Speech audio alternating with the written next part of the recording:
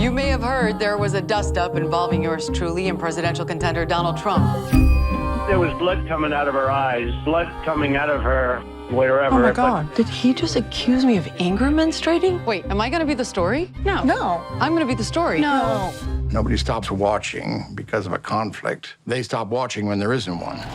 Well, my first thought when I got the script, it was a fantastic script, was my first reaction. Charles Randolph, who wrote The Big Short, is such a good writer, and he found a way to tell the story about something so serious and genuinely disturbing, and you know, we put our audience through some of that, but also making it compelling and even entertaining from time to time in the way the characters are depicted in the script. And then it was up to me to figure out how to cast it so, you know, you could get people who were so interesting to watch going through this, but even had a little bit of a sense of humor, that kind of dark humor that you know, people use to cope with these kind of horrific situations. So you get Charlize Theron and Margot Robbie and Nicole Kidman, but you also get Kate McKinnon, Allison Janney, Connie Britton, and so that it wouldn't be too preachy. You know, it would actually be compelling and engaging, but not self-serious.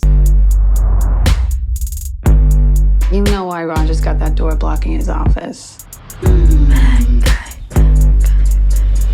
Someone has to speak up. Someone has to get mad. Even Megyn Kelly is portrayed a certain way in public, and there's something else going on in private. And the more Charlize dug into her character, into Megyn Kelly, the more she realized that she might have a little more in common with her than she expected she would to begin with, especially during this year when it started with Megyn Kelly taking on Donald Trump over horrible things Trump had said about women, and suddenly facing an intense backlash, an intense amount of Trump tweets that were horrible and bullying, but also the rest of the world she had been, you know, part of, the right-wing world, especially thinking of her as a traitor.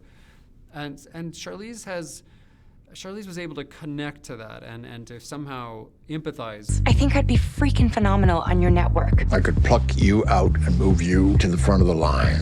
Well, if in the best version of telling a story like this, it becomes an empathy machine.